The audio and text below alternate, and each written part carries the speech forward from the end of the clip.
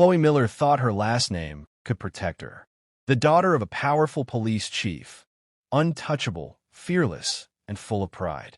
But when she stood before Judge Frank Caprio, something changed. He didn't see power, he saw pain. And that courtroom, where she expected mercy, became the place she finally found herself. This is Chloe's story of arrogance, awakening, and redemption. Before we start the story, please hit the subscribe button. Providence was quiet that November evening, though the stillness carried a tension that could be felt in every alley and streetlight. The courthouse sat like a solemn guardian, its brick facade shadowed by the gathering dusk. Inside, Judge Frank Caprio adjusted his robe and stared at the docket. His silver hair glinted under the fluorescent lights, but his eyes, sharp, weary, were fixed on the first name. The case was unusual even for him. The murder of a local bartender, Vincent Torres, a man who had been found in a back alley, stabbed multiple times, with no immediate suspects. The community was buzzing with fear, and the police were desperate for answers. The defendant, Marcus Reed, was sitting at the table, hands cuffed, eyes darting. Caprio could see the fear, the anger, the shame, or perhaps the guilt.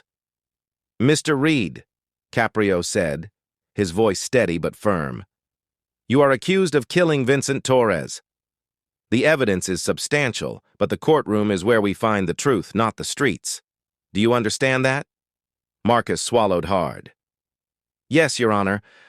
I didn't do it." Caprio's eyes narrowed. "You didn't?" "Marcus, you need to stop playing games.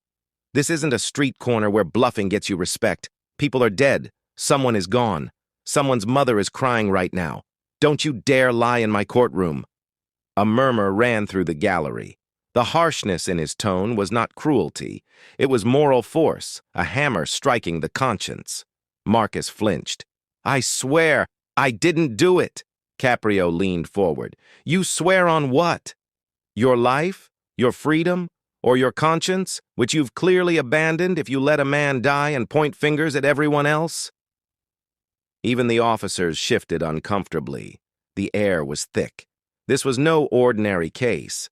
Caprio felt it in his bones. Beneath the evidence, beneath the fear, there was a human story, messy and brutal, waiting to be uncovered. The following morning, the courtroom was packed. Local media, neighbors, and family of both the victim and the accused filled the wooden benches. Caprio entered, nodding briefly to the clerks. His reputation for fairness and moral courage preceded him, and a hush fell instantly.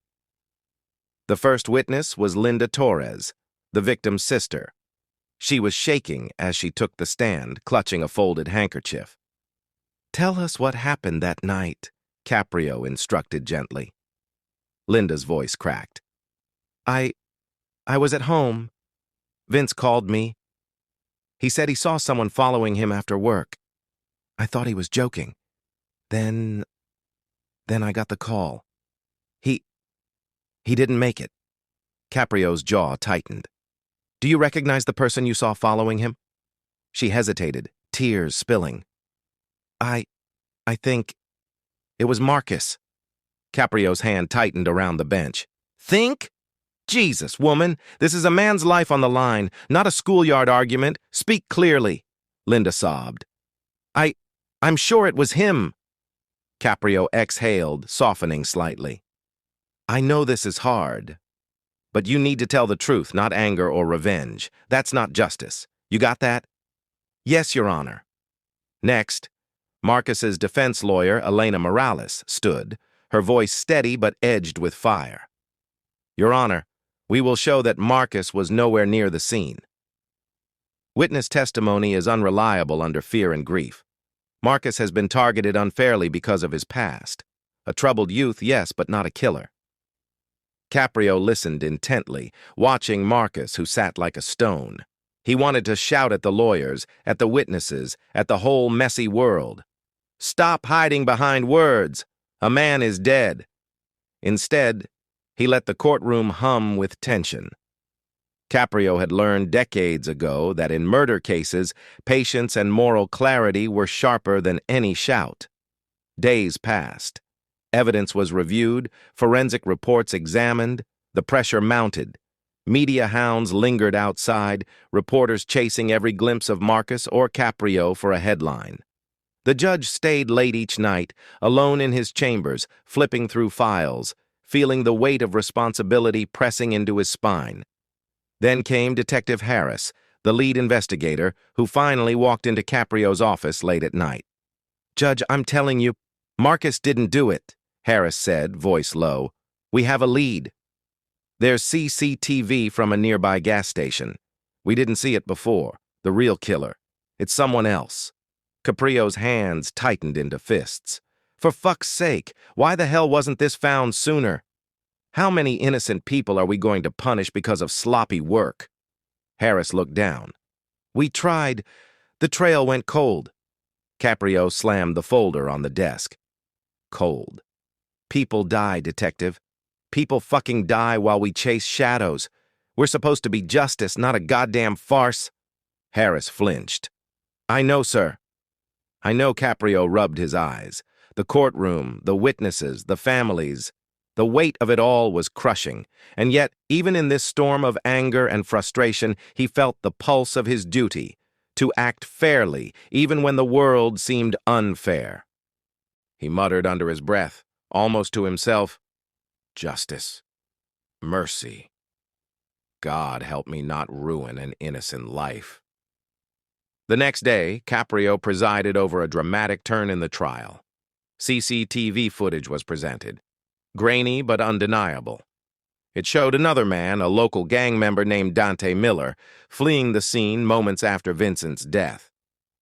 Marcus sat frozen. The courtroom gasped.